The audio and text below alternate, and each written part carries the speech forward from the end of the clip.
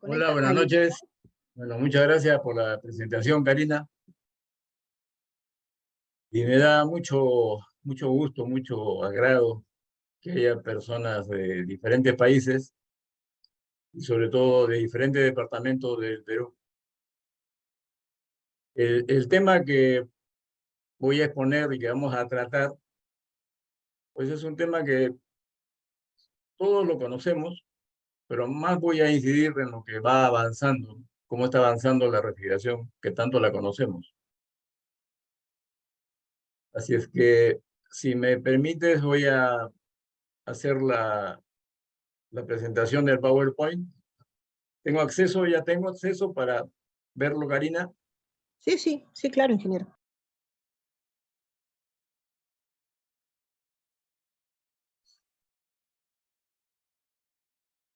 Bueno, entonces, como hemos titulado a, a esta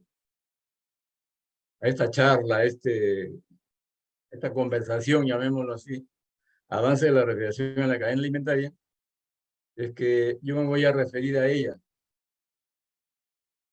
desde el punto de vista general, pero enfocado principalmente a pues, la cadena alimentaria, para que veamos cómo ha ido evolucionando, cuáles son las características básicas y hacia dónde vamos sobre todo. En estos últimos años han habido cambios muy rápidos que los hemos ido asimilando.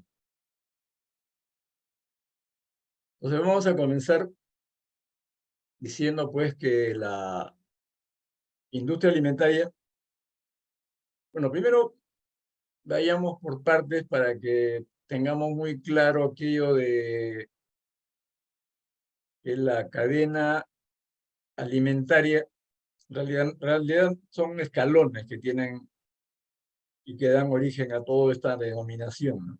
Hay un origen, que puede ser la granja, la chacra, los criaderos, de todo lo que nos alimentamos.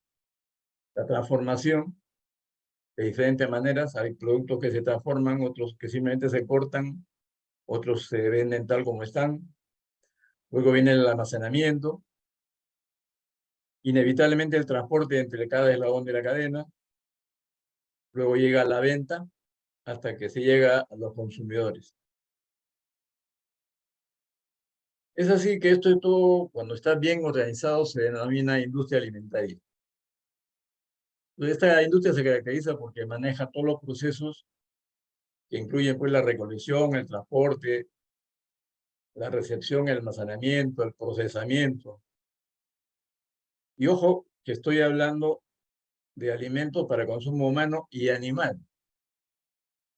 En los últimos años ha adquirido una importancia muy grande lo que es la alimentación para los animales, sobre todo por las mascotas principalmente. Es increíble, pero las personas cada vez más tienen mascotas, cada vez más. Esta pandemia, aunque les parezca mentira, ha quintuplicado la cantidad de mascotas que tienen las personas. Es un hecho que no se había notado, pero las estadísticas que he estado leyendo han dicho que en 2 años se ha quintuplicado la cantidad de personas que tienen mascotas. No voy a entrar a explicar por qué, pero sepamos que la industria alimentaria también ahora pues se preocupa bastante de la alimentación de los animales. Las materias primas consisten principalmente pues, en el origen vegetal que está dado por la agricultura, por la ganadería, a lo que es animales, y los fúngicos, que es todo lo que es relativo a los hongos comestibles. Todos los hongos comestibles en general le llaman fúngicos. Entonces, todo esto que se obtiene por origen agrario, por origen ganadero, va a llegar de una u otra forma a las tiendas, a las bodegas o mercados. Y ahí he puesto unos gráficos para que vean pues, que hay alimentos secos que no necesitan refrigeración. Hay alimentos húmedos o alimentos frescos que también le llaman. Muchos necesitan refrigeración, otros no. Depende del tiempo también que se los tenga al aire libre, como le llamamos. Pero en el lado derecho vemos las diferentes formas de almacenar productos refrigerados en los supermercados, en los mini mercados y ahora en los pequeños mercados que están apareciendo por todos los barrios, tipo tambos, tipo Oxus. Entonces de eso nos vamos a ocupar bastante. Importante es saber las causas por las cuales se pierden los alimentos. Que los alimentos los desperdiciamos, los perdemos de dos formas. Uno que lo llaman pérdida como tal y otra que le llamamos desperdicios. Entonces, lo que llamamos pérdidas existen en tres primeras etapas. En el gráfico de más abajo lo he puesto mucho más claro en colores. En azul, en marrón y en verde está la etapa de la producción, está la etapa de la manipulación y almacenamiento, y está la etapa de procesamiento o transformación.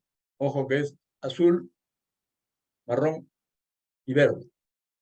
Eso se llama pérdida. En esas tres etapas lo que no se puede al final aprovechar se llama pérdida. Por eso que aclaro más abajo que dice puede ser durante la producción agropecuaria por problemas climáticos, una sequía, un granizo, un exceso de lluvias, un problema en el manejo productivo, como pueden haber plagas, enfermedades, mortandad animal, pueden haber ocurrencias de daños mecánicos durante la cosecha, malas cosechas, mal uso de los métodos de conservación, ya estamos entrando disimuladamente en la refrigeración, que es parte de la conservación, o en la transformación. Entonces, pérdida, para que se vea bien claro, es lo que se ve en la etapa azul, en la etapa marrón y en la etapa verde. Eso se llama pérdida. Y lo que llamamos desperdicios, que también es un deterioro de los alimentos, están en otras dos etapas, que se llama en la etapa de distribución y venta y en la etapa de consumo. Repito, el gráfico más abajo es lo que está en rojo y lo que está en color naranja. Esas últimas etapas se llaman desperdicios. Son la etapa de distribución y venta y la etapa de consumo. Dicen los datos que se han encontrado estadísticamente y dado por la FAO. Un tercio de los alimentos producidos para el consumo humano se pierde o desperdicia. O sea, la suma del 1 al 5 equivale a un tercio de la alimentación que se fabrica, que se produce de todas las formas. Cerca de 1.300 millones, ojo, 1.300 millones de toneladas de comida se despilfarran durante un año en el planeta. Por lo tanto, estamos desperdiciando la energía que hemos gastado, el agua que hemos usado para cultivarla, todo el trabajo que hemos hecho para cosecharlos, para transportarlos y empacarlos, por haber botado los alimentos, malogrado los alimentos, todo eso lo hemos desperdiciado. Y ojo, si esos alimentos llegan a parar a los botaderos o a los vertederos o a los basureros que le llamamos nosotros, se pudren y algo importante que después lo voy a mencionar con más énfasis, producen metano. Es un gas de efecto invernadero más potente que el CO2, que es el dióxido de carbono. Rápidamente voy a enfocarme en el gráfico que está abajo. Fíjense que ahí están los países como América del Norte y Oceanía. Está Japón, China, Corea, está Europa en tercer lugar, América del Norte, América Latina, ahí estamos nosotros, América del Sur y el sureste asiático, y el último está la parte sur del África. Fíjense que más o menos todos en el color azul tenemos pérdidas, que es en la parte de la producción. Más o menos, produciremos mucho, produciremos poco, pero por ahí estamos en porcentaje de pérdidas. Donde empieza a haber diferencias es en la parte marrón. En la manipulación, los países desarrollados, llamémoslo así, que están más arriba, pierden muy poco. Los países que quedamos mucho más abajo, perdemos un poco más. O sea, nuestra manipulación y nuestro almacenamiento no es tan buena como esos países. La parte de procesamiento nos defendemos, porque el tramo verde para los países de más arriba, que son los desarrollados, y los que estamos en vía de desarrollo, que están más abajo, más o menos en procesamiento somos equiparados, somos paralelos, somos parecidos. Durante lo que empieza en el color rojo, ya hay ciertas diferencias que se van notando. En la venta minorista y la distribución, ya los países que están más abajo, donde están los países latinoamericanos, ya tenemos lo que llamamos más desperdicios, pero en la parte roja nada más. Pero donde es notable la diferencia es que los países que son más desarrollados son los que durante el consumo más desperdician comida. Y eso se ve en las líneas anaranjadas.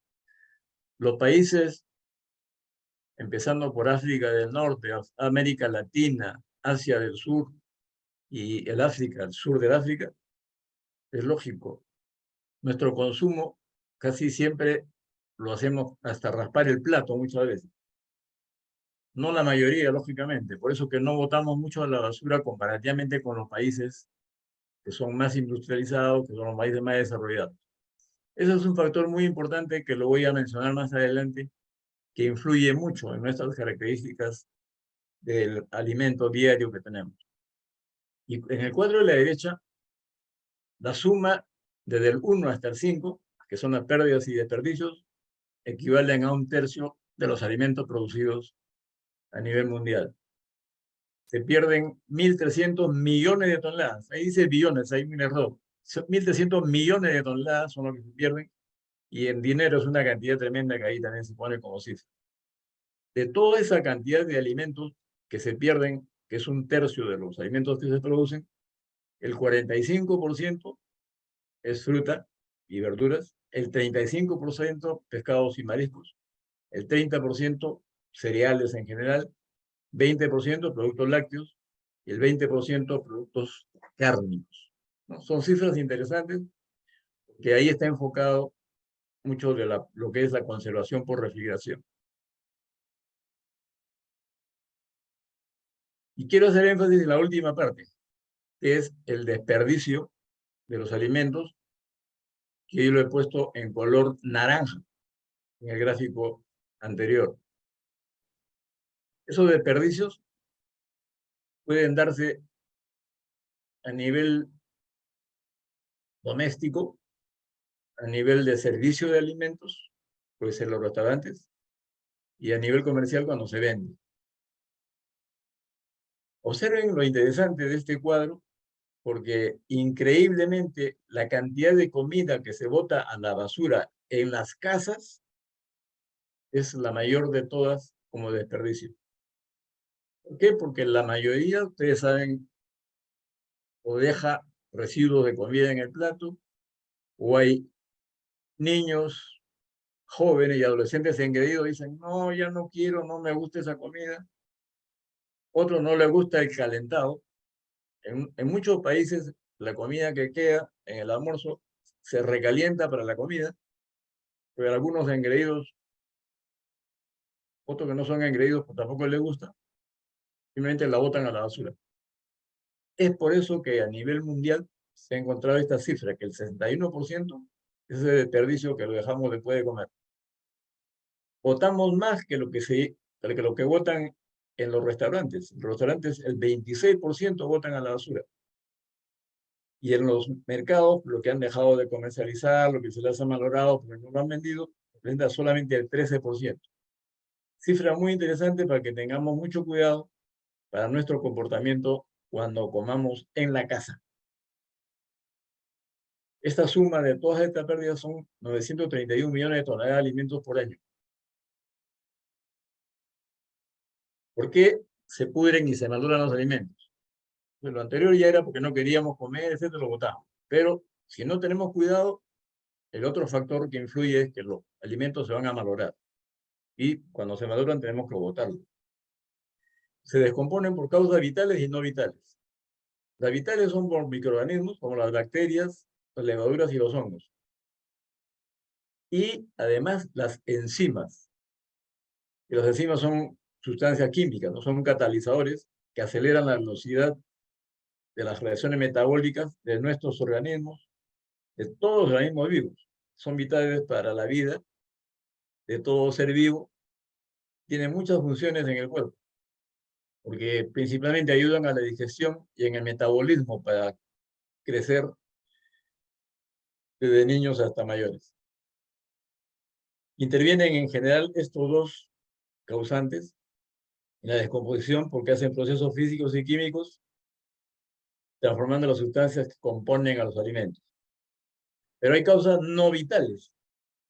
Independientemente de los microorganismos y las enzimas, tenemos los factores no vitales, que son excedernos en la temperatura, pero tenemos asoleando las cosas, asoleando la comida, o hay en un lugar muy húmedo, o un lugar que no tiene mucha luz, o no hay mucho oxígeno, y lo más común, se aplasta la comida, se magulla, se golpea, y también a veces detiene mucho tiempo en algún lugar, y lógicamente se va a malograr porque no es totalmente duradero todo tipo de comida.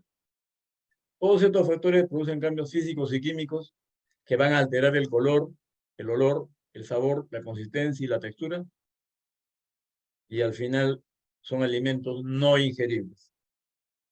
Por culpa entonces de todas estas causas es que se descomponen una gran cantidad de alimentos.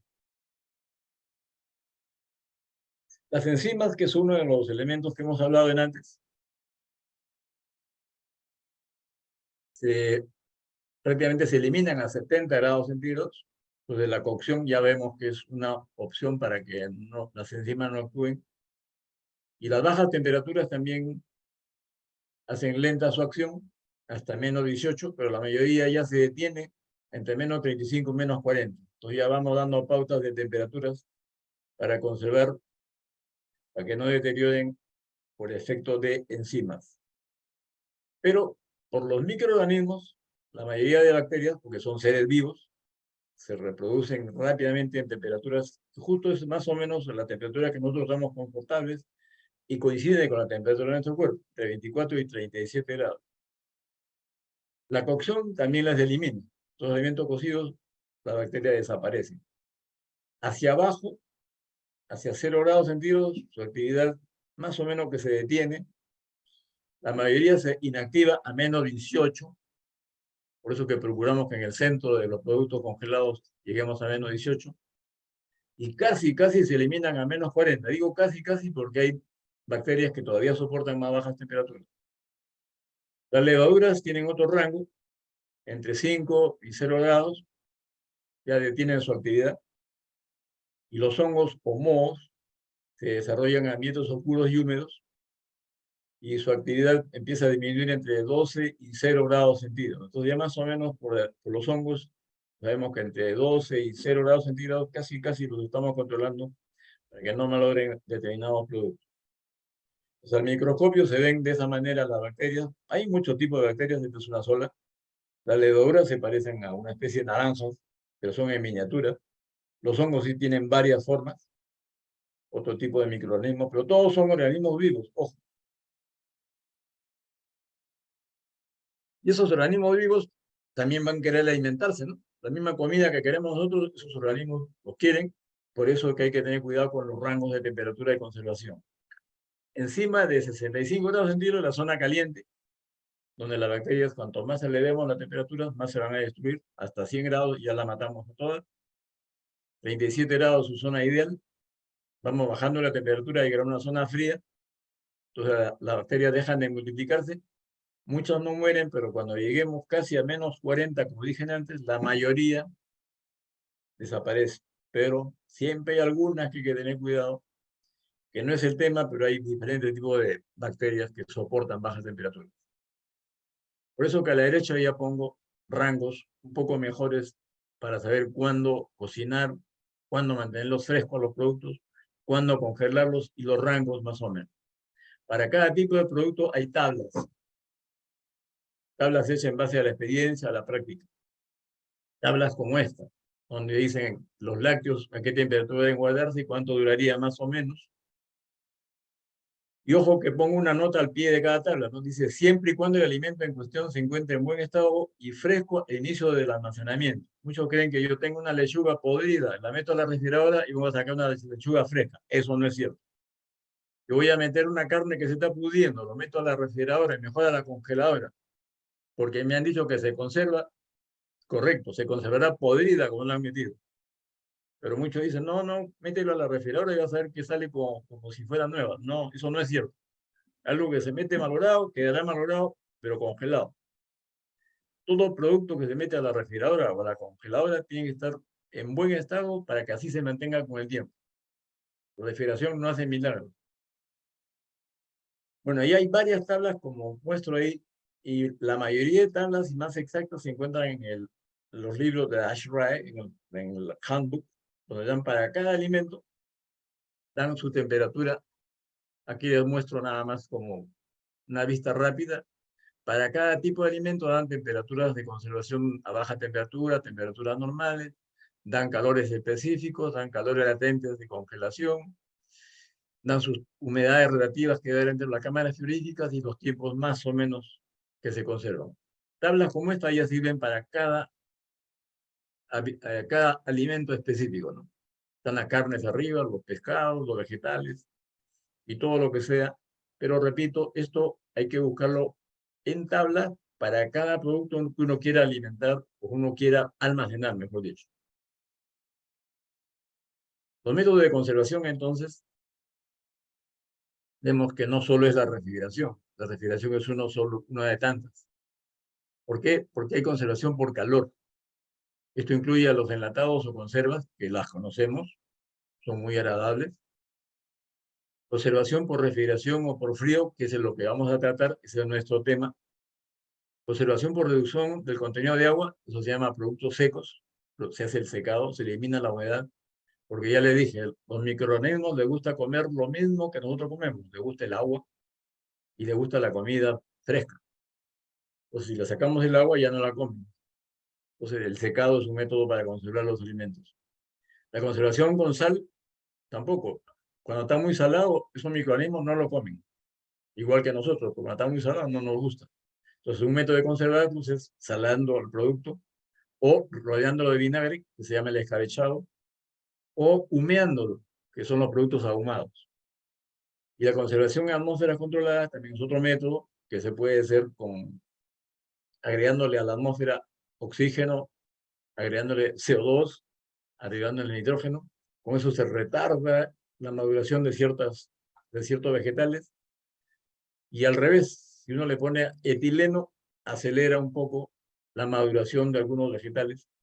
O lo pone verde a los limones, pone verde a los plátanos, por ejemplo, pero para acelerarlos, para que después el verdor lo haga que se madure más rápido. Pero, sin embargo, todos los métodos que he mencionado, a excepción del frío, le cambia la apariencia, le cambia el sabor, le cambia el olor. Por eso que la refrigeración es el método más usado, porque conserva los productos casi en su estado original, en color, en olor, en sabor, en apariencia y condiciones ingeribles a lo largo del buen periodo de tiempo. Eso son lo que dan las tablas, ¿no? Las tablas anteriores mencionaban que buen tiempo podemos mantenerlas a buenas condiciones. Este método, por lo tanto, del frío, reduce principalmente las pérdidas, que ya vimos que a qué se referían las pérdidas, pero también ayuda mucho a reducir los desperdicios. En todas las etapas ayuda mucho la refrigeración. El sistema de refrigeración que más se utiliza es el sistema de refrigeración por compresión de vapor. Es el más usado. Este método que utiliza 4 componentes, 4 elementos, son el compresor, el condensador, una válvula de expansión, a veces un capilar, una cosa pequeñita, pero tremenda responsabilidad en el ciclo, y el evaporador. Entonces, aquí les muestro gráficamente un sistema de refrigeración un poquito complicado que está en el gráfico de la izquierda, donde vemos que hay algo que se mueve. Ese algo que se mueve se llama refrigerante.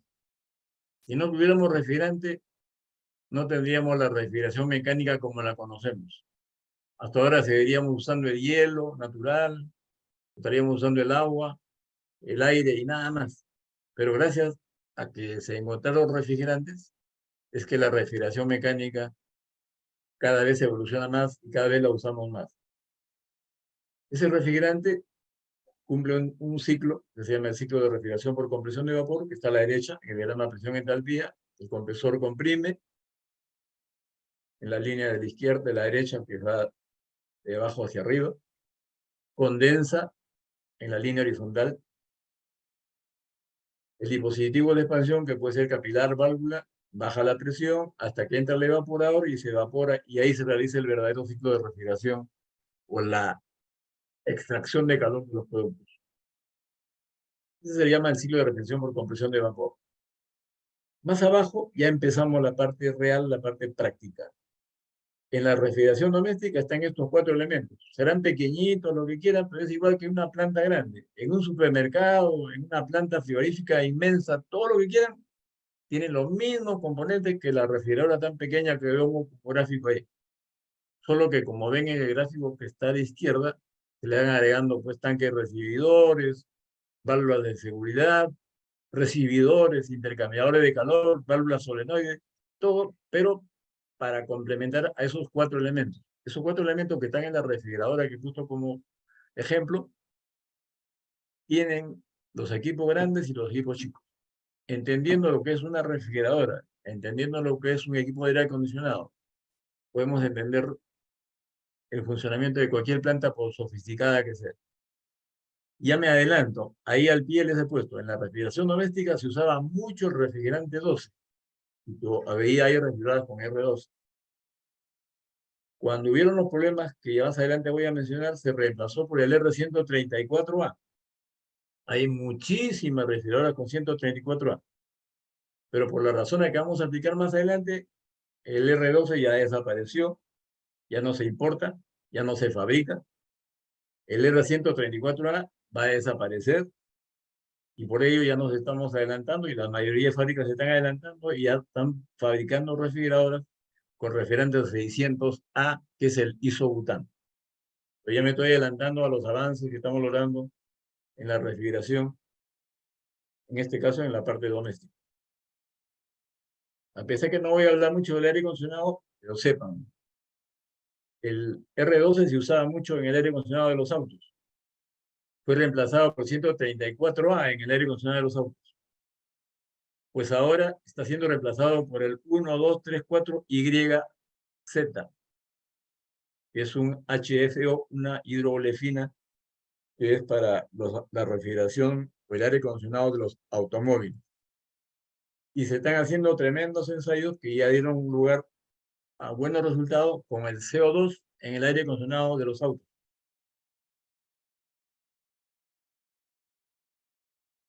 Veamos entonces qué avances tenemos. En los últimos 20 años, sobre todo, se han buscado refrigerantes que no dañan a la capa de ozono ni provoquen el efecto invernadero. Este efecto invernadero está haciendo calentamiento de la atmósfera, produce el calentamiento global. Por ello, estamos usando fluidos sintéticos como el R22, pero ya vamos a tener que reemplazarlos. Ya hay un cronograma. Los hemos reemplazado por los HFC, como el 134A, 404 y 507, que tienen porcentajes o potenciales de agotamiento de ozono nulos. Ya no dañan a la capa de ozono los refrigerantes que debemos usar en el futuro. Y tenemos que buscar refrigerantes que tengan nulos o muy bajos potenciales de calentamiento atmosférico o calentamiento global. El agotamiento de ozono se ponen como siglas de sus coeficientes, como sus potenciales, el PAO, potencial de agotamiento de ozono, o en inglés el ODP. Y para fijar el potencial de calentamiento atmosférico, que se pone como cifra PSA, o en inglés GWP, Global Warming Potential, queremos que sea nulo o lo más bajo posible. Por eso que tenemos nuevos refrigerantes y aparecieron refrigerantes sintéticos como los HFO, que son las hidrofluorolefinas. También hay mezclas de HFC con HC, que son hidrocarburos. Aparecen mezclas de HFO con HC y muchas otras mezclas que están haciendo ahora buscando el uso de reemplazo de los anteriores para nuevos equipos. Pero lo que está ganando fuerza, además de los refrigerantes sintéticos, ojo, para aclarar, los refrigerantes sintéticos se fabrican en laboratorios. Los refrigerantes naturales se llaman así porque en la naturaleza existen algunos y en otro caso son procesos que permiten que se consigan por reacciones químicas simples sin ir a un laboratorio.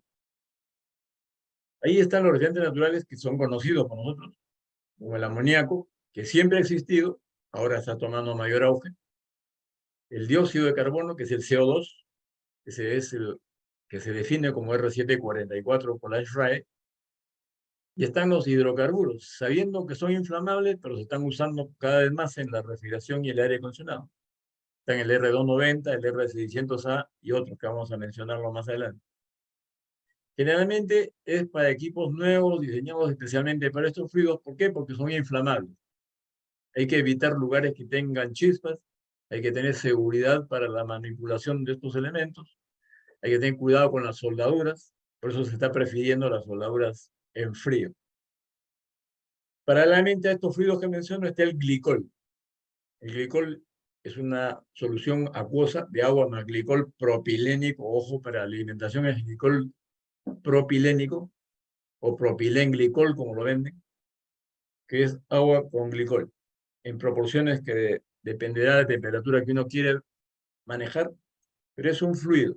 Es igual que una salmuera, pero es un fluido que se puede bombear y eso facilita muchas cosas. Y el otro reto que tenemos es que el calentamiento global no solo ocurre porque hay fugas de refrigerante hacia la atmósfera, ocurre porque la energía eléctrica que consumimos viene de centrales térmicas.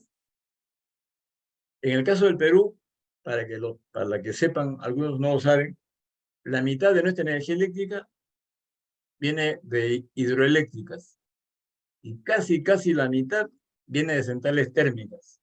Algunas usan petróleo, la mayoría usan gas natural. Todo lo que es hidroeléctrico no hay problema, porque es una energía que no contamina. El agua entra en las turbinas y se va al río y puede servir para lo que antes servía. Pero las centrales térmicas, sobre todo las que usan petróleo, las que usan gas inclusive, lamentablemente cuando entran en combustión para mover las turbinas, para mover los generadores de energía eléctrica, queman el combustible y en el humo que sale por las chimeneas hay CO2. Eso es lo que se llama calentamiento atmosférico indirecto. Somos culpables en gran parte, sí, porque a veces consumimos, sin darnos cuenta, más energía eléctrica de lo normal. Y como el Perú, en el caso del Perú, estoy hablando, tenemos todo interconectado, sobre todas las centrales que vienen de energía hidráulica y más las centrales que vienen de energía térmica, están entrelazadas. O sea, la energía que consumimos inevitablemente, una parte viene de quema de combustible. Entonces, eso está generando calentamiento global. De ahí es que tenemos la tendencia ahora a ir buscando fuentes de energía renovable. Se está usando mucho la energía solar y hay varias plantas en el Perú que se están instalando para que la energía eléctrica se genere a través de energía solar. Hay algunas partes del Perú donde también ya se están usando energía eólica. Se ponen ventiladores gigantescos que, movidos por el viento, generan electricidad. Entonces, la idea es que esto aumente para que no calentemos la atmósfera quemando combustible. Hay que usar energía renovable, que se le llama eso, usando energía hidráulica, la solar o la eólica, que es lo ideal para ir bajando este calentamiento indirecto. Esta eliminación de refrigerantes se debe, muy rápido lo voy a hablar porque se lo he hablado ya demasiadas veces, todo el mundo lo conoce, porque las sustancias que tenían, sobre todo cloro, iban a la estratosfera y dañaban al ozono. Se producía el agujero de ozono, que ya lo conocemos, que dio lugar a que todas las sustancias que tengan cloro se vayan eliminando y se logró con el protocolo de Montreal. Luego apareció el famoso calentamiento global, que se encontró que era como consecuencia de todo lo que quemábamos como combustibles y que hacía una especie de casco invisible a la altura de las nubes, que no dejaba que el calor solar que entraba a la Tierra saliese en la proporción que antes salía, sino se quedara una proporción mayor, creando un efecto invernadero. y eso nos ha creado muchos problemas que vamos a relatarlos más adelante por culpa de todo lo que quemamos como combustible. En los autos, en las fábricas, en la generación de energía eléctrica, en los buques, en los aviones, todos quemamos combustible y eso son las consecuencias del calentamiento global. Entonces, estos dos efectos de la capa de ozono y el calentamiento global fueron grandes problemas. Pero, ojo, ¿para qué he puesto esos planos que están ahí arriba, el mundo? Pues lamentablemente, ¿dónde apareció el agujero de ozono más grande? En el Polo Sur. ¿Qué países son los que más botaban productos con cloro a la atmósfera? Los del Polo Norte. Por eso he puesto ese gráfico. Todo lo que estamos en el hemisferio sur, pagamos las consecuencias de lo que hacen los del hemisferio norte, donde están los países mayormente desarrollados, los que se consideran países más adelantados, son los que más daño hacen al planeta. Eso hay que tenerlo bien claro. Nosotros estamos en el hemisferio sur, la mayoría de nuestros países están en el hemisferio sur, pero pagamos las consecuencias de todo lo que hace Norteamérica y de todo lo que hace Europa y el Asia. Sobre todo, hablando de la capa de ozono, muy claro. Pero más adelante van a ver que también son los que más contaminan de CO2 a la atmósfera, todos los países que están en el hemisferio norte. El calentamiento global es por efectos directos, por la fuga de refrigerantes. Por lo tanto, debemos evitar que haya fuga de refrigerantes. Y lamentablemente hay el impacto indirecto, que es por la quema de combustibles, y ahí es que ya mencioné que debemos buscar generar energía eléctrica de fuentes que no contaminen. ¿Qué va a pasar con los refrigerantes?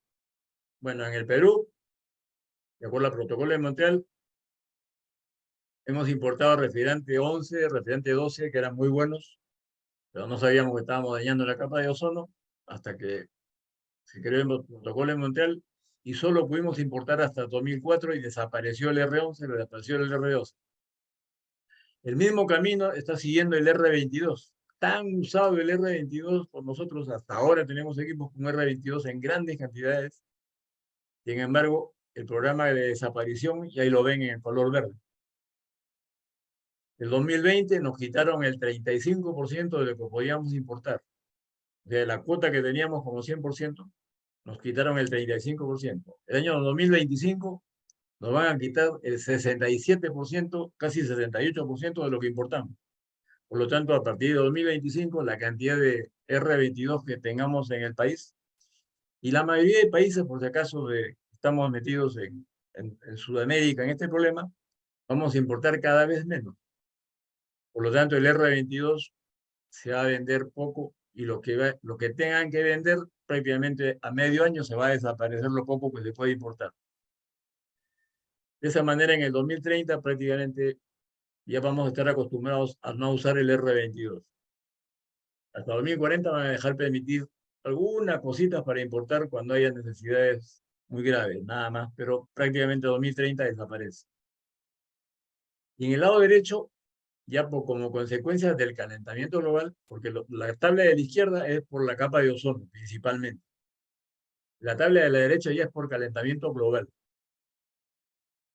Por eso le dije, a pesar de que no somos los culpables mayoritarios del calentamiento global, estamos obligados a cumplir esta reducción de la importación de 134A, 404A, 410, 507, dentro de otros refrigerantes, que es lo que estamos usando mucho ahora. Sin embargo, vamos a tener que irlo dejando de lado.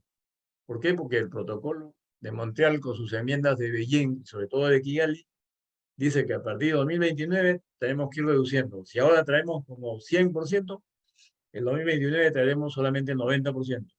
2035 traeremos el 70% de lo que traíamos. El 2040, el 50% de lo que traíamos.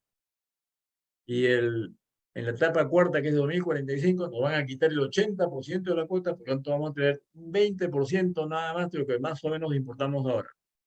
En otras palabras, casi no vamos a importar nada. Debemos acostumbrarnos, por lo tanto, a usar los refrigerantes que van a reemplazar a todos estos que están en la lista, que son el 134, 404, 410, 507.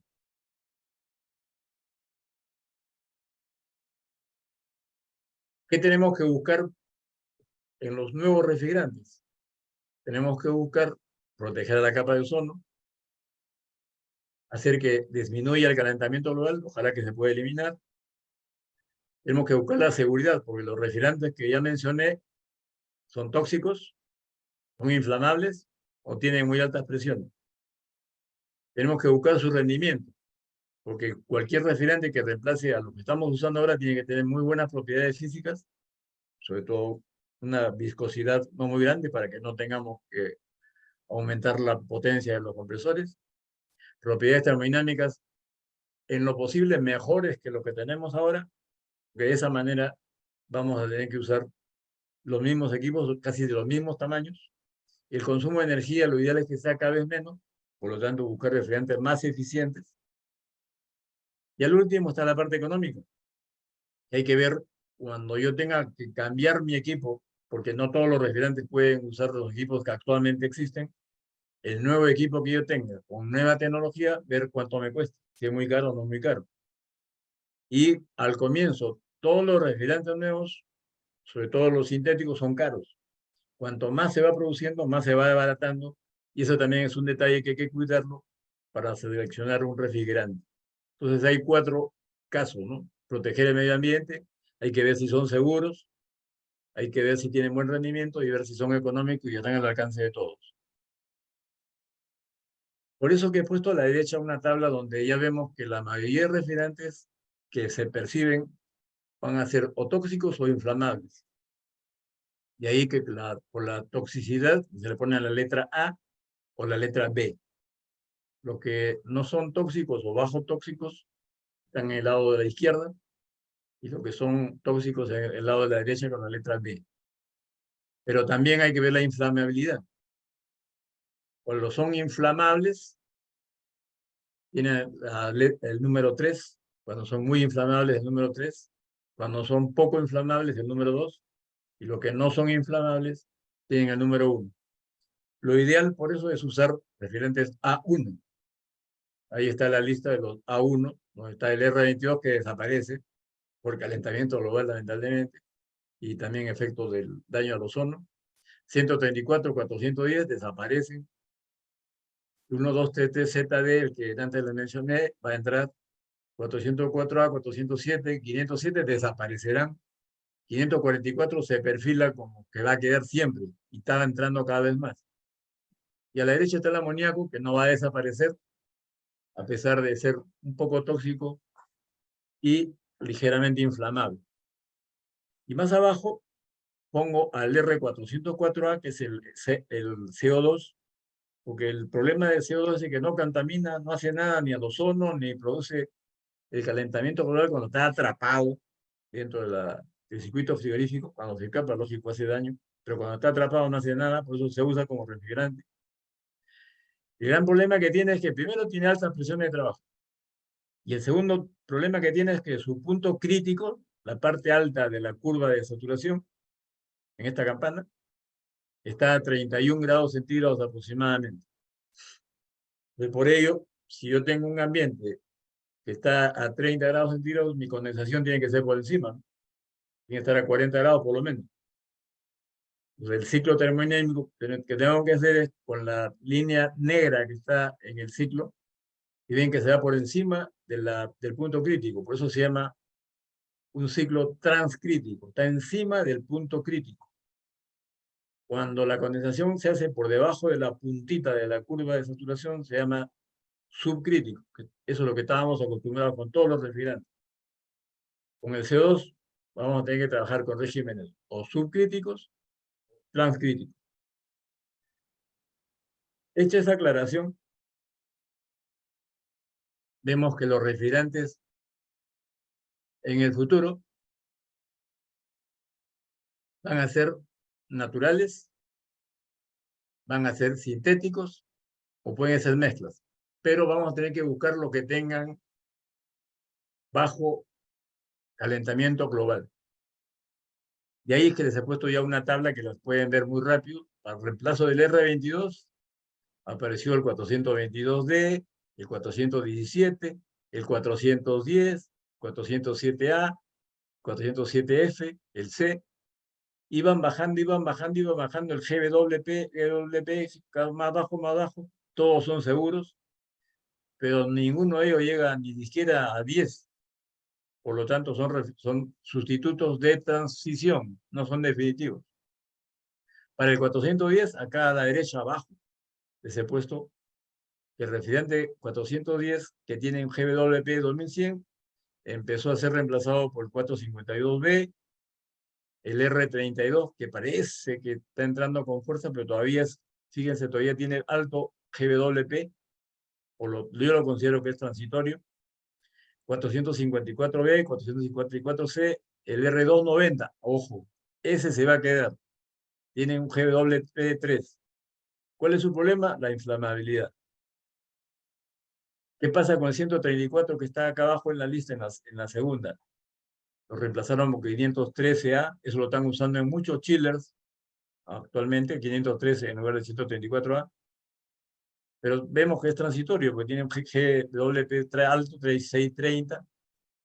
Ya apareció el 450, 513, 152A. Y ojo, ahí están 1, 2, 3, 4, ZE, que tiene 7. El YF tiene 4. Esos se van a quedar probablemente. Son muy ligeramente inflamables, pero se van a quedar. Pero el que ya se quedó en la respiración doméstica es el R600A, que ya les adelanté. Tiene 3 nada más de GWP. A pesar de que es inflamable, ya se usa.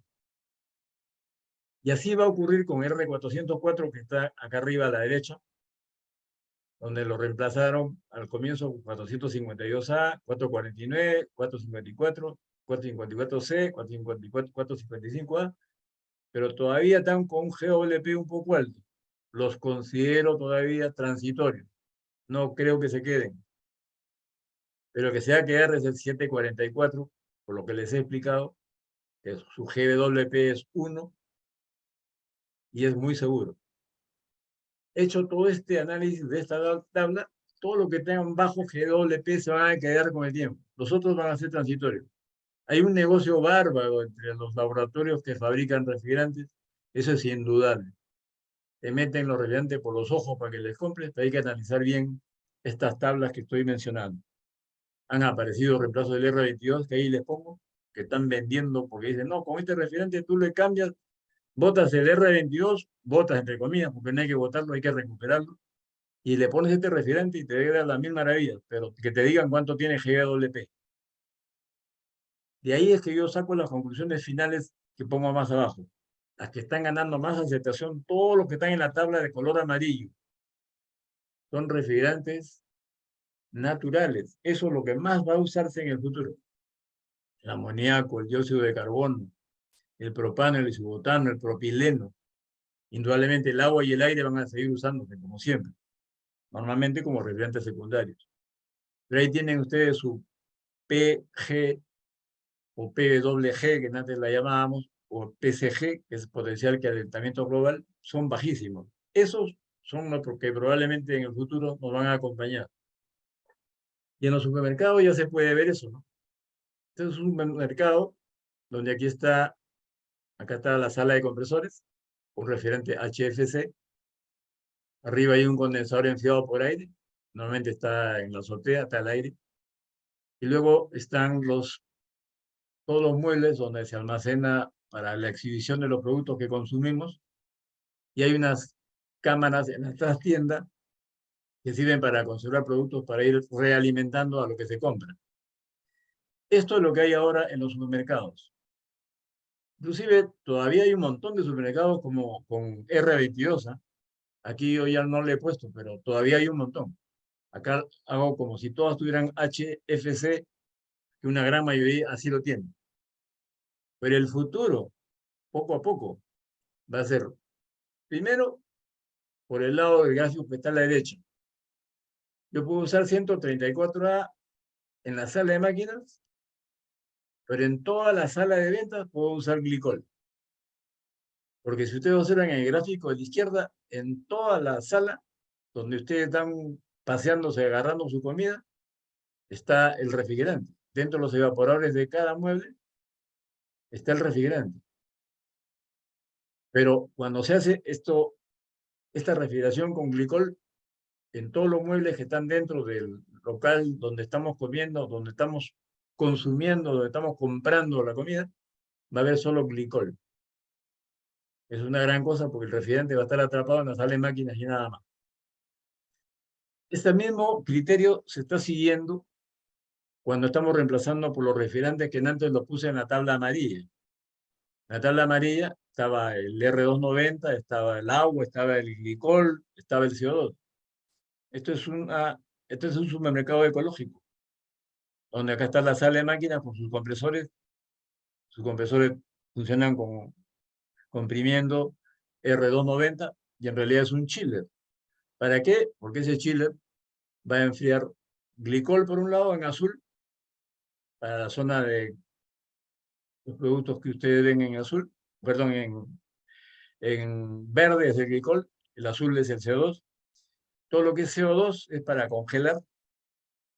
Acá hay entonces una isla de congelados, aquí hay una zona de productos congelados. Todo lo que es verde seguramente es para almacenar lácteos, verduras, y hay una camarita seguramente también con glicol con la línea verde.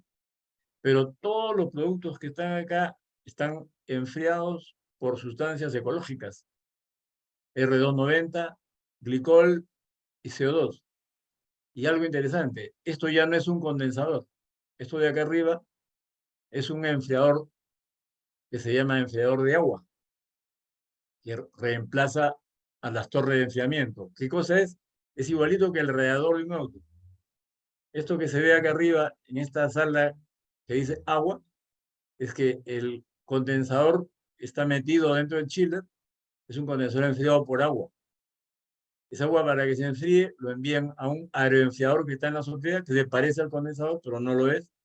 Simplemente es un radiador gigantesco, que mediante los ventiladores enfría el agua para que recircule y recircule y condense aquí en este chiller, que es el R290. Esa es la tendencia actual en la mayoría de supermercados. Y más abajo, a la derecha, también muestro ya un sistema que puede usar HFC en la parte superior y en cascada puede usar un fluido que puede ser el glicol, como puse en antes, o si se quiere más bajas temperaturas, se puede estar usando CO2. Pero aquí ya aprovecho para mencionar que ya se usan controladores. Ojo, que acá ya más controladores. Ya se empieza a sofisticar el problema, porque para hacer más eficiente la máquina necesito variadores de velocidad, y para manejar esos variadores de velocidad necesito controladores que mediante sondas de presión o de temperatura ya me regulan la velocidad de acuerdo a la temperatura que yo desee. Ya se está sofisticando y ese es otro de los avances de la refrigeración, donde ahora casi todos se usan controles y controladores digitales. Cuando se usa refrigerante CO2, que esa va a ser el futuro de los supermercados, ya se puede hacer en circuitos, que en este caso es un sistema subcrítico, para que cualquier refrigerante, que puede ser inclusive un HFC, enfríe el CO2, que puede circular por toda la sala, pero ya en un sistema subcrítico. Estamos condensando en cascada. Pero más todavía, en el futuro, se tiende a que todo el circuito sea de CO2. Ya el sistema transcrítico, porque ahora ya se usan compresores en paralelo que han mejorado toda la eficiencia, se usan eyectores. Con todo ello ya el problema del enfriador, que antes solo se recomendaba para usarse en climas que sean fríos, ahora ya podemos usarlo en climas templados y hasta en cálidos, porque el sistema transcrítico ya que se puede usar para media y baja temperatura, con eyectores, con compresores en paralelo y con las válvulas de flash gas que ayudan mucho a separar el líquido del vapor, la eficiencia mejora notablemente. ¿Que se complica un poco por los gráficos que ustedes ven? Sí, pero cuando se entiende, se verá que es lo mismo que estábamos acostumbrados a hacer antes con nuestras máquinas comunes de refrigeración. Y para tener una idea de los costos y saber cómo tratar a nuestros equipos de refrigeración, hay que saber que en términos generales, el costo del equipo de su instalación es más o menos el 10% de todo lo que se invierte, sobre todo en sistemas medianos y grandes. El costo del refrigerante es pequeño, es un 5% de toda la inversión. ¿Por qué? Porque el refrigerante realmente se carga y se queda atrapado para toda su vida dentro de los circuitos frigoríficos de un sistema.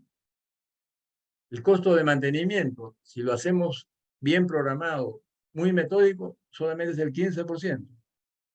¿Cuál es lo que cuesta? Inevitablemente el consumo eléctrico de ese equipo, sea cual fuera, siempre representa el 70%. ¿Por qué cambian los porcentajes? Que esto debería mantenerse más o menos para los medianos y grandes equipos.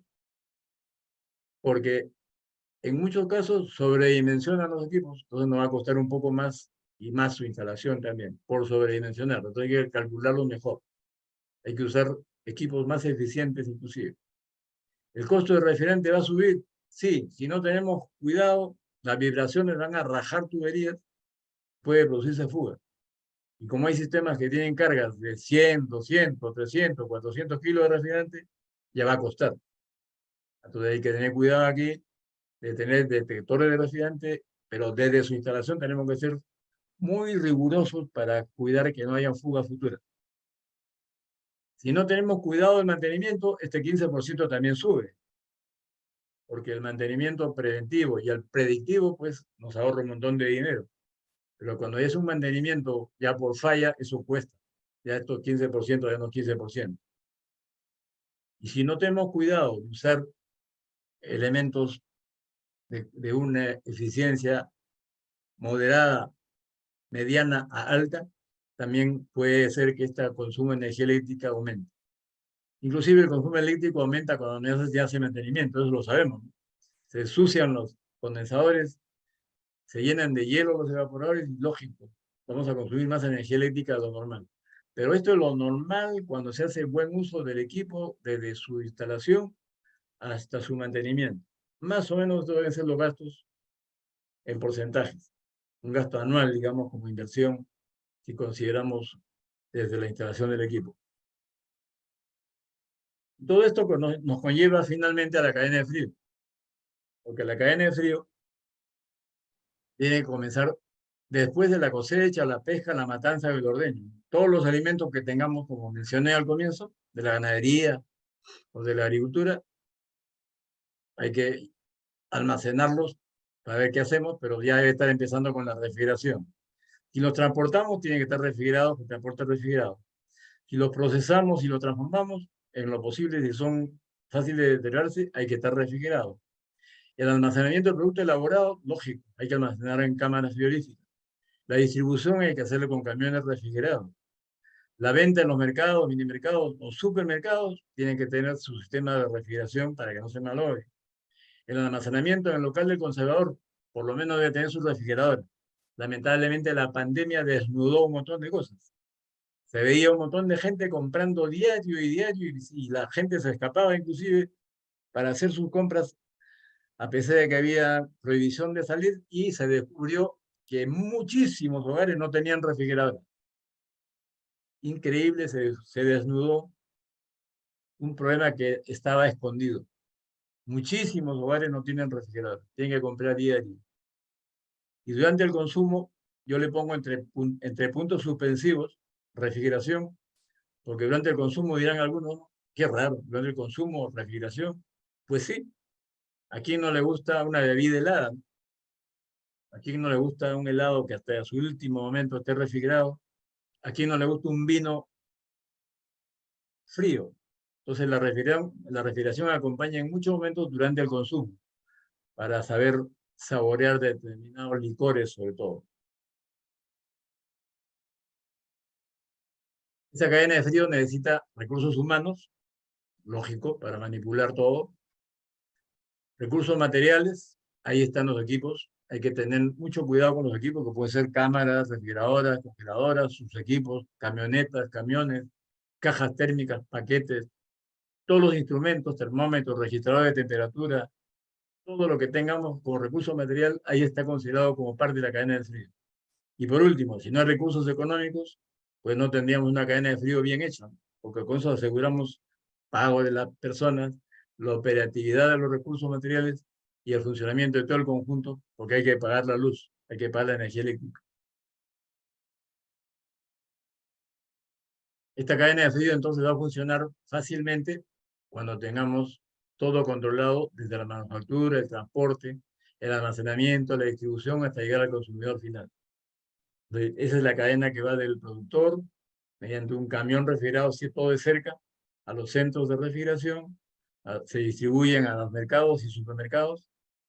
Y se menciona a la derecha que más o menos un 30% de la producción de alimentos a nivel mundial es tratado mediante la refrigeración. Y cada año aumenta razón. Ahí le he puesto 3%, pero me acabo de enterar que está aumentando por año a nivel mundial la refrigeración alrededor del 6% más o menos. Se incrementa de año a año. Le está dando cada vez más importancia a la refrigeración. Esa cadena de frío ya la sabemos, muchos la conocemos, pero es bueno repasarlo. Si es caso del pescados y mariscos, apenas se pesque, hay que tenerlos con hielo. Luego hay que meterlos con las jabas a los camiones de transporte. Si se va a procesar, la sala de proceso tiene que estar refrigerada también. Luego se almacena antes de meterlos a la venta. Los supermercados tienen sus cámaras frigoríficas en la trastienda para exhibirlos después en camas refrigeradas o en camas con hielo. Ahora la idea es que todo lo que se exhiba en lo posible tenga puertas para ahorro de energía. Cada vez los supermercados van a ver que están desapareciendo poco a poco los productos que se agarran directamente y están a la vista visible. La mayoría ahora tienen puertas, se ahorra energía un montón. Y hasta por fin llegar a la casa donde está la refrigeradora. Ese es el punto final de la cadena de frío. En la carne ocurre lo mismo, ¿no? Están las granjas, están los camales donde se sacrifican las reses, se transporta, se hace toda la transformación que se quiere hacer, cortes, encajados, lo que sea, va a los lugares de venta y finalmente a los restaurantes donde se consume. Esa es la cadena de frío para que en todo momento tengamos la refrigeración. Por último, están los controles de temperatura. Estos controles de temperatura, en sus inicios, eran todos mecánicos. Ahí los he puesto gráficamente, ¿no? Los que somos ya de buena edad conocemos todo esto, los jóvenes muchos ni lo conocen. A veces lo han visto solamente en equipos algunas veces que les ha dado la curiosidad de ir a un lugar que está viejo, porque la mayoría de locales nuevos ya tienen sus controladores y sus termómetros digitales. Pero antes era todo con bimetal, habían termómetros, como hasta ahora todavía se ve en algunas paredes, controladores de temperatura, donde dentro tenían un bulbo con mercurio, que cuando se inclinaba el mercurio, conectaba la electricidad. Se inclinaba para el otro lado, desconectaba. El mercurio servía de transportador de energía eléctrica. Otros, que hasta ahora todavía se usan en sociedad, nadie lo ha visto, tienen un fluido en un bulbo que cuando se calienta o se enfría, se dilata. Vence a unos resortes y conecta. Entonces, todo lo que vamos viendo son realmente interruptores de temperatura, pero gracias al efecto de unos resortes generalmente que son vencidos por la presión de un fluido. Pero luego aparecieron los digitales. Entonces, y estos digitales ya usan sensores electrónicos porque varían la temperatura o se les hace variar la temperatura, que son sensados por ya unos sensores o termocuplas. Ya es normal para nosotros ver todos estos que están a la derecha, que son, por ahora, estoy mostrando termómetros digitales. Más adelante vamos a ver que ya son controladores completos, que son digitales, que ya no utilizan pues estos bulbos que tenían fluidos, ya no utilizan bimetales, ahora utilizan sensores que son termocuplas, o hay sensores de presión y sensores de temperatura que se llaman termistores o transductores. Esa es la evolución muy rápida que estamos viendo. Y para controlar la temperatura y monitorearla, antes había una persona en la puerta de la cámara frigorífica que tenía su cuadernito y apuntaba, ¿no? A las 9 de la mañana la temperatura es tanto. A las 9:30 la temperatura es tanto. A las 10 la temperatura es tanto, a las 11, etc. Y cuando había algo raro, recién avisaban. Ingeniero, la temperatura de la cámara de Carlos está en 15 grados centígrados. Recién avisaba después de un ratazo que se había dado su vuelta. Bueno, eso ya desapareció. Por lo menos en los sitios más comunes ya desapareció, porque ahora ya se puede tener termómetros que directamente uno va observándolos desde afuera de las cámaras frigoríficas. Entonces, el control del almacenamiento se complicaría pues por esos errores humanos, como pongo ahí, porque el hecho que el personal verifique y registre la temperatura durante todo el día no es práctico y tampoco confiable, porque hay algunos que son muy responsables y otros que no lo son. Eso es inevitable, ¿no? No lo podemos negar. Por eso, para cumplir con las exigentes seguridades que hay ahora, o los requisitos de seguridad, se están implementando muchas gestiones de calidad. ¿Por qué? Porque queremos documentar cómo va la temperatura. Sobre todo lo que exportan o importan, tienen que le demuestren que la temperatura a lo largo del trayecto no ha variado. Entonces, por ello, pongo ahí más abajo, ¿no?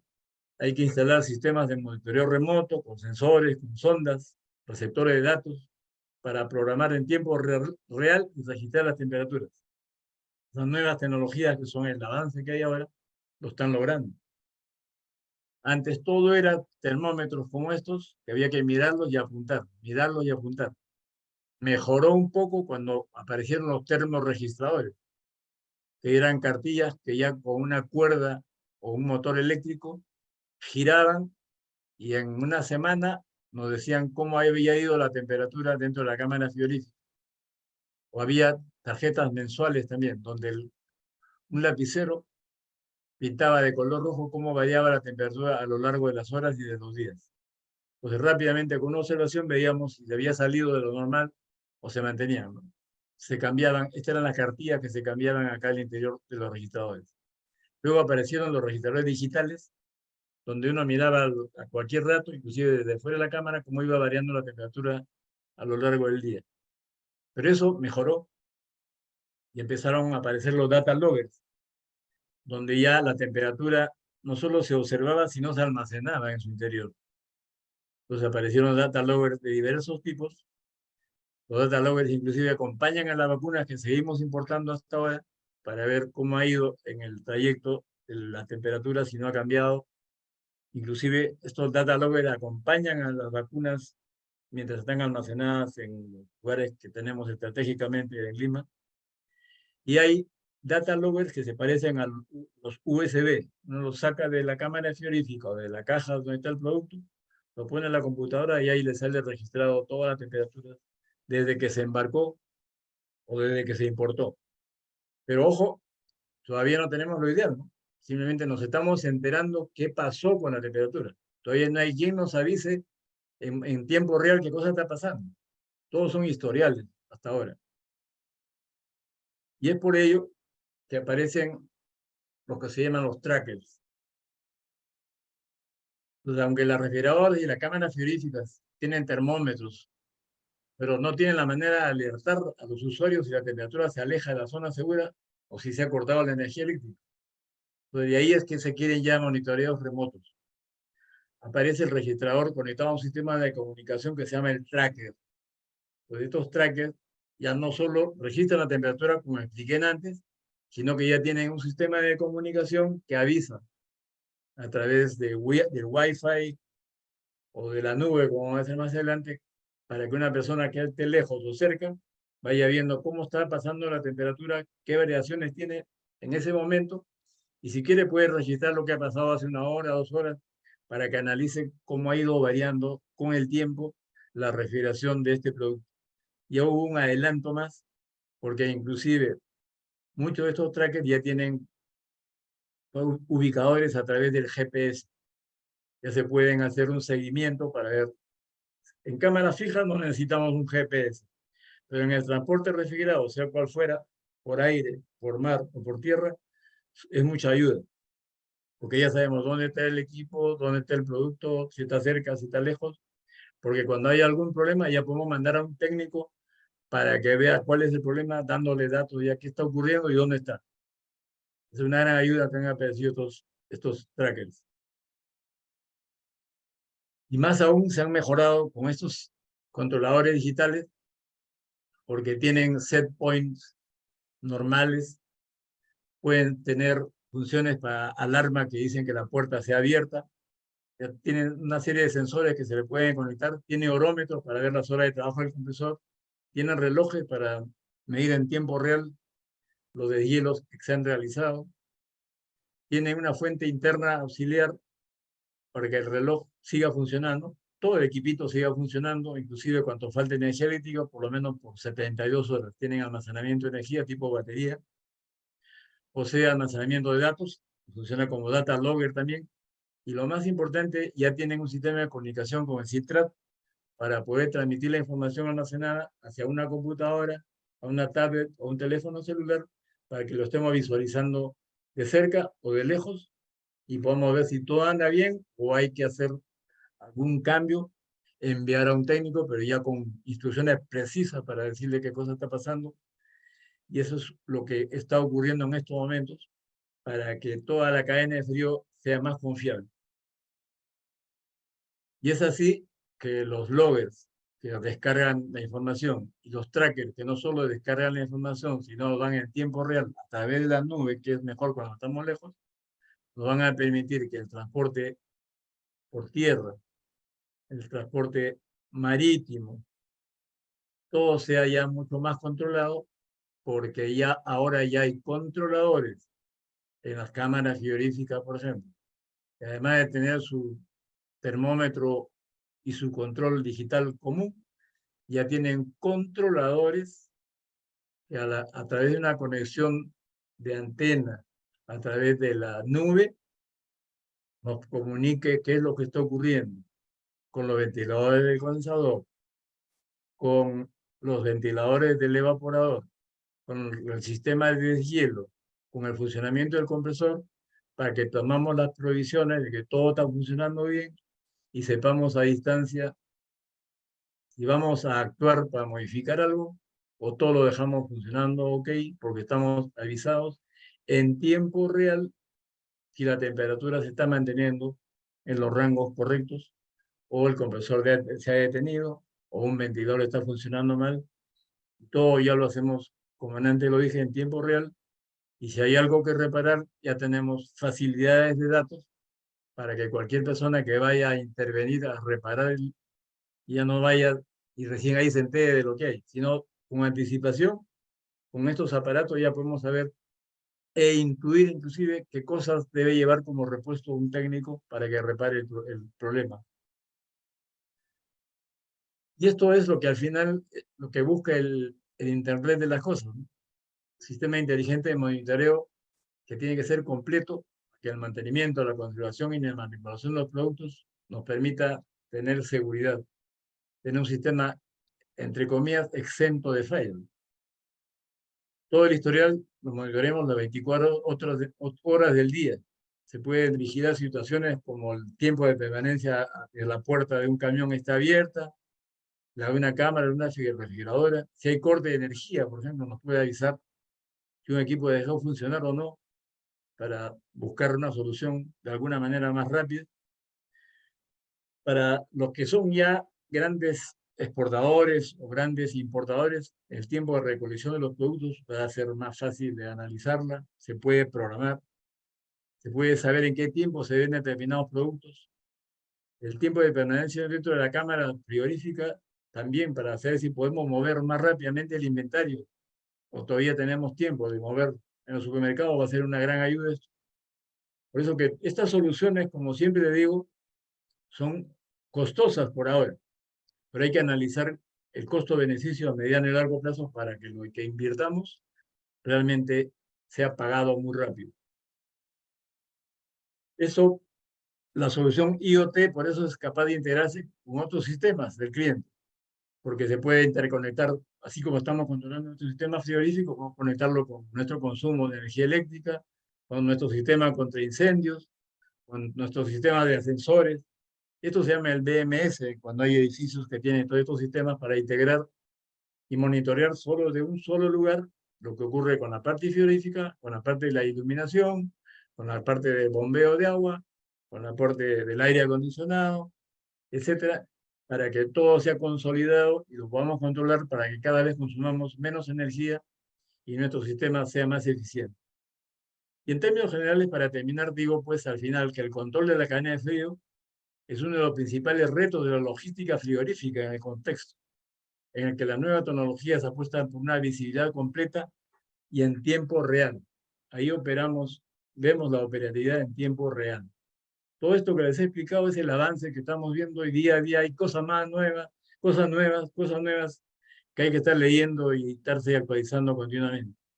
Y eso es lo que quería presentarles hoy día y espero que sea de su satisfacción, porque lo he tocado muy rápidamente y grandes pinceladas de todo lo que hay. Muchísimas gracias. Pasemos entonces probablemente a las preguntas que haya.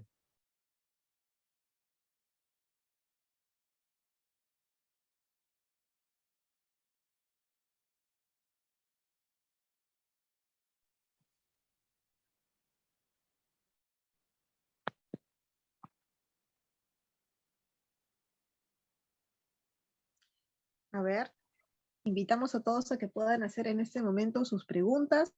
Ya está abierto nuevamente el chat. Vamos a seleccionar algunas consultas del público. ¿Okay? A ver. Vamos a comenzar. A ver, nos consulta Juan Flores. Dice, buenas noches, mi consulta es si los EKC o sistemas como el Citrat o el sistema Mamut son confiables. Bueno, en términos generales, todo lo que sale a la venta después de las pruebas que han hecho en las fábricas, me estoy tomando la atribución de hablar por las fábricas, yo no soy fabricante. Cuando la sacan a la venta ya son confiables. El gran problema nada más es cuando hay conexiones mal hechas, increíblemente por mal ajuste de los cablecitos tan delgados que tiene algunos de los controladores cuando no están bien ajustados, no dan señales correctas, sobre todo en todo lo que es sensores. De ahí viene muchas veces la desconfianza y es correcta esa pregunta, ¿no? A veces uno desconfía, pero cuando analiza la causa de que da señales malas o datos equivocados, a veces es por fluctuaciones de corriente que hay que controlarlas o por defectos de un mal ajuste de un pequeño tornillito de un cable. Pero en general cuando lo sacan a la venta ya son confiables.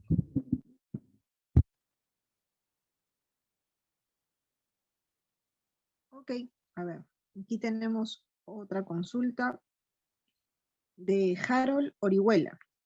Dice, ¿cómo se llaman las pruebas para constatar que la temperatura se mantienen constantes? ¿Y qué documentos se debe manejar referente a ello?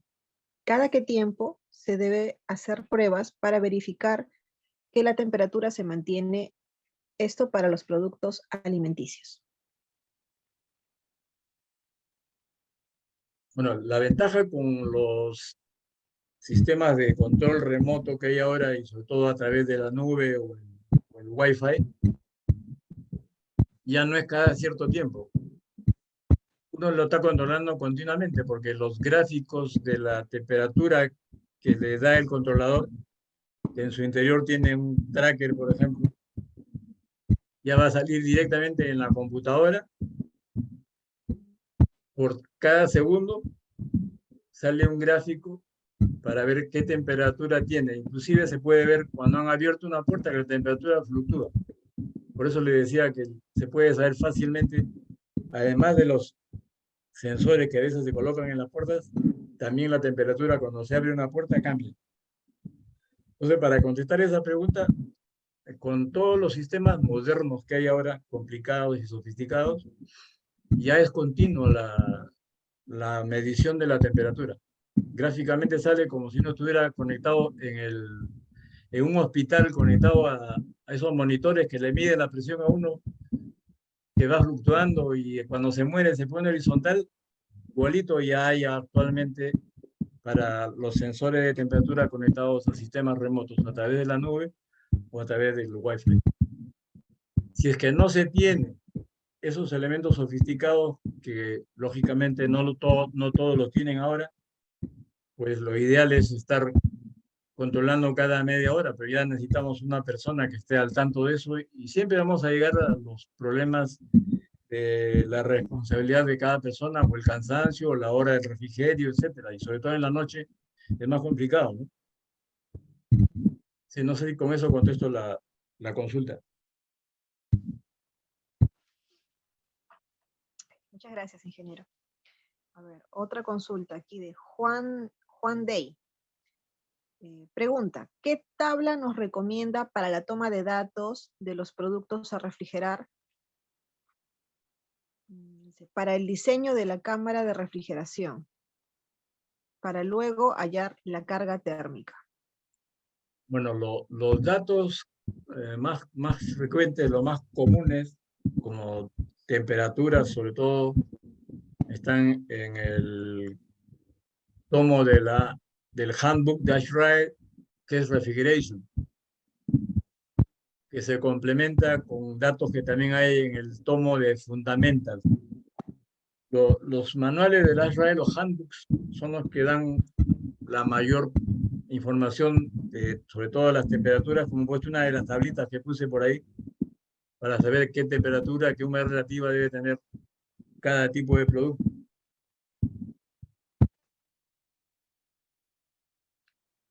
Ok, gracias, ingeniero. A ver, aquí tenemos otra consulta de Santiago. Dice, buenas noches, ingeniero Ernesto. Deseo consultar, ¿qué aspecto crítico debe considerarse a la hora de diseñar un cuarto frío en pro de mejorar y fortalecer la cadena de frío? Bueno, ahí hay varios aspectos a considerar, ¿no? Porque todo el diseño de una cámara de frigorífica es todo un análisis de varios factores. El primero, el más importante, es que debemos averiguar qué cantidad de producto se va a guardar en el interior y qué dimensiones tiene ese producto. ¿Para qué? Para que, sabiendo la cantidad de kilos que vamos a almacenar y el volumen que ocupa, hay que ver qué espacio dejamos para pasadizos y qué distancia desde el producto hasta el techo que va a existir para dar las dimensiones de alto, ancho y largo de la cámara. Por ahí se comienza. Ese es el primer comienzo. Y es tan importante porque si ponemos pasadizos demasiado amplios o altura más de lo que necesitamos, la carga térmica nos va a salir mucho mayor. Eso es para tener la dimensión de la cámara. Segundo, hay que saber si el producto va a entrar caliente, que le llamamos caliente a temperatura ambiente, o de repente hasta precocinado, en algunos casos que meten, y hasta qué temperatura vamos a bajar, lo sacamos de tablas, como ya te mencioné. Entonces, ese dato es importantísimo para preguntarle a qué temperatura va a entrar. Segundo, o tercero ya, ¿cuánto producto vamos a meter por día? O de repente al día metemos 2 o 3 veces de producto, porque eso nos va a variar enormemente el cálculo. Porque es diferente a meter 1 tonelada al día para que se enfríe en las 20 o 18 horas y después se va a mantener fresco, a que de repente no diga, no, cada 6 horas yo voy a meter 4 toneladas o 5 toneladas. Entonces mis cálculos van a ser totalmente diferentes y el equipo va a ser consecuente, mucho más grande que en el caso anterior, que metían una sola tonelada en lugar de meter 1 tonelada cada 4 horas o 2 toneladas cada 4 horas. El otro dato importantísimo, hay que saber cuál es la temperatura promedio mayor de ese ambiente para calcular la carga térmica por infiltración de paredes, techo y piso.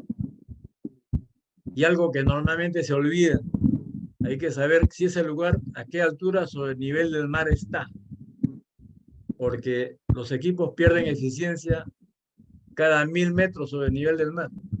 Eso hay que tomarlo en cuenta, porque cuando no se toma en cuenta ello, a veces no se explican, oye, yo he calculado bien todo y mi equipo no enfría en el tiempo que yo he calculado. Entonces se olvidaron que cuando estamos a 2000 metros sobre el nivel del mar o 3000 metros sobre el nivel del mar, los equipos van perdiendo eficiencia y, lógico, ya no van a rendir igual que lo que dicen las tablas que están calculadas a nivel del mar. Y así hay muchos otros factores como apertura de puertas, que la gente deja abierta la puerta, hay que cuidar que las puertas no se abran o se cierran. Es decir, hay que tomar todas las consideraciones del caso. Yo muy tangencialmente he hablado de 4 datos que son importantísimos para saber dimensionar y calcular la carga térmica que permite seleccionar el equipo.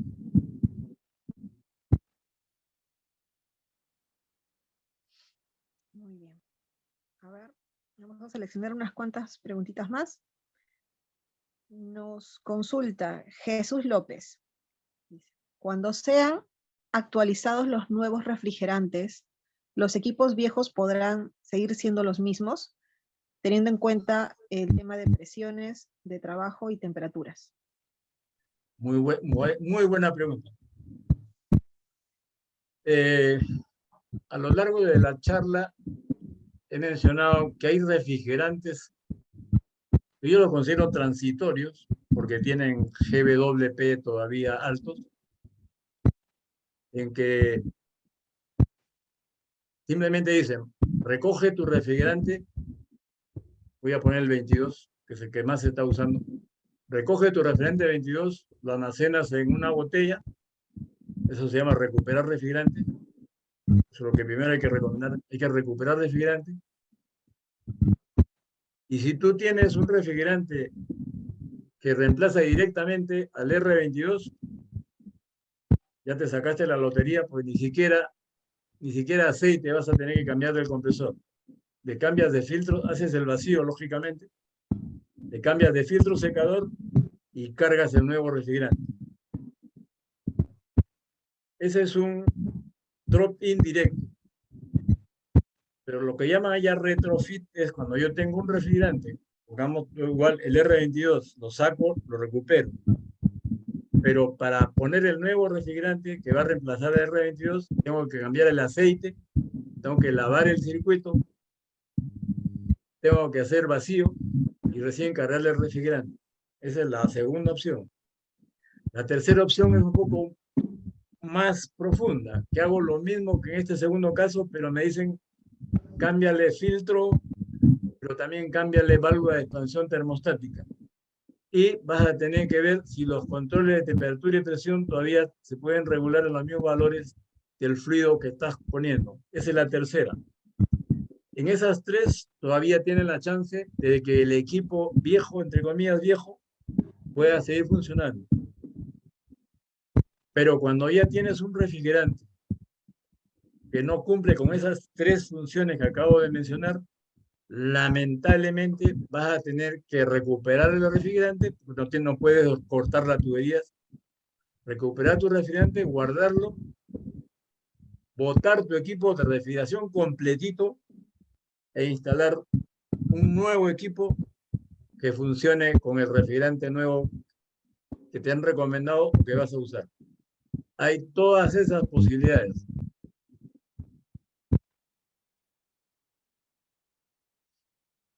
Ok. A ver, wow, hay bastantes consultas y es un poco difícil seleccionarlas, ingeniero, le comento, porque la cantidad de mensajes donde le están agradeciendo y elogiando su ponencia son muchísimos. Así que si me lo permite, voy a hacer un pequeño alto en las consultas. No me gustaría dejar de mencionar algunos mensajes de los muchos que están llegando aquí, como este de Francisco Caicho, que dice gran exposición, gran conocimiento de la especialidad. Muchas gracias. Muy buena exposición, nos dice Ana Cecilia Malki. Muchas gracias, info de valor producto de la gran experiencia. Nos mencionan ahí. Consultan también por el libro del ingeniero, lo vamos a comentar en el chat al final, no se preocupen. Pedro, buenas noches, sí, les vamos a dar los datos. Buenas noches, muchas gracias por la exposición y la nutrida información. Genaro dice, excelente charla, ingeniero, muy amable, saludos desde Antártida. Estoy aquí por temas de trabajo, soy de Argentina. No necesita refrigeración. Sí. Carlos Arpasi, gracias por el alcance de su presentación, interesante ponencia, ingeniero. Wow, se podrá...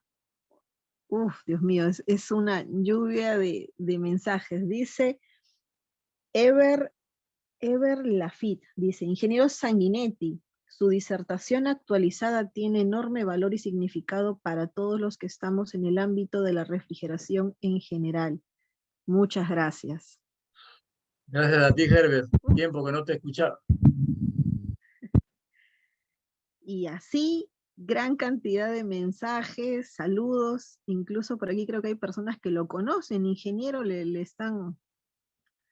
Ya perdí incluso el mensaje, ahí son tantos.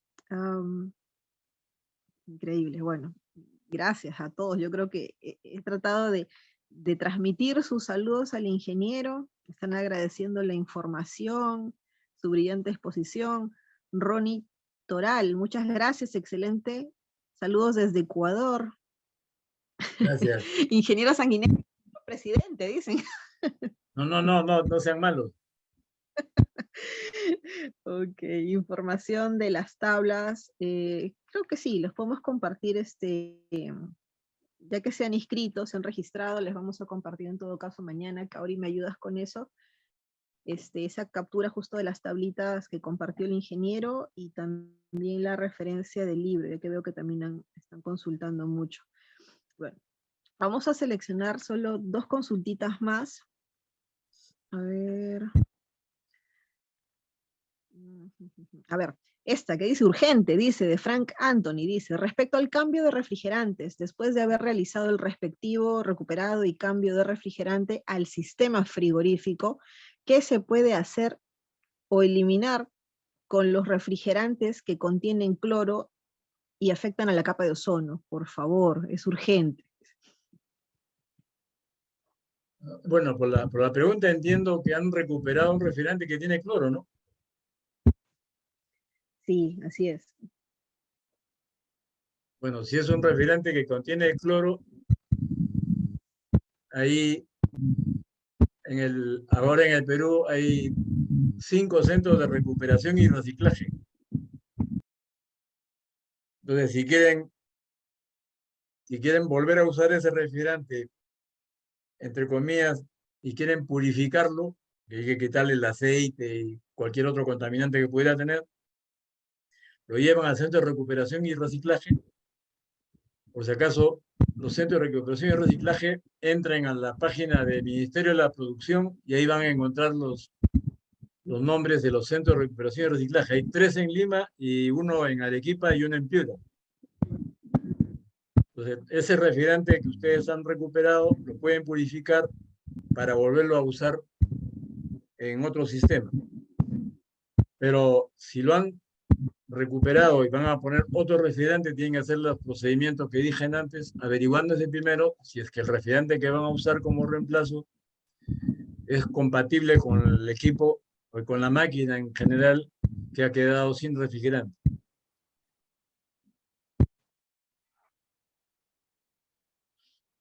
Ok, a ver, ya, esta creo que sería nuestra última consulta. Dice Milagros Mendoza Belit.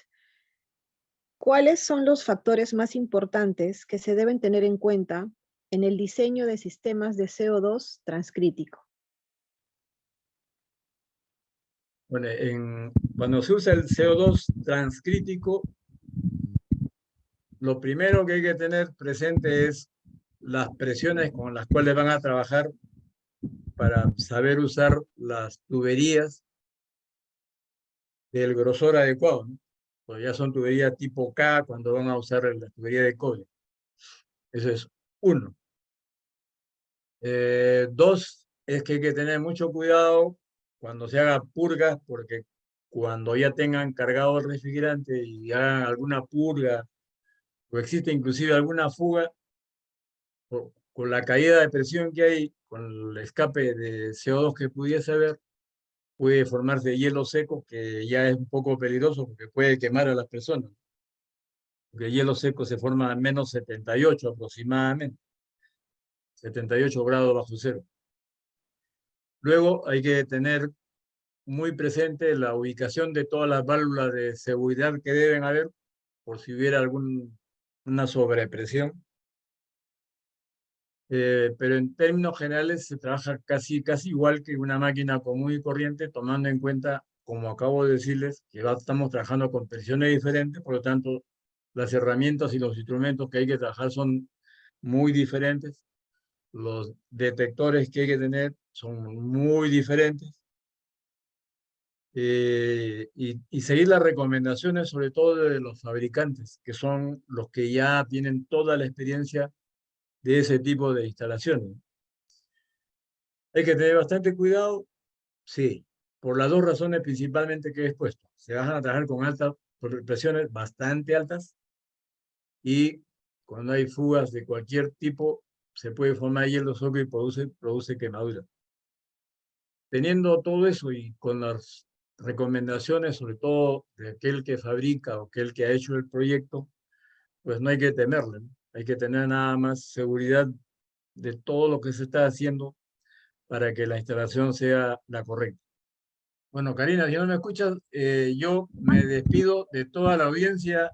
Les agradezco infinitamente las palabras que han tenido, las que me ha leído Karina. Espero que todo haya sido del agrado de ustedes y estaremos encontrándonos en una próxima oportunidad que espero que sea muy pronto. Muchas gracias a todos y muy buenas noches.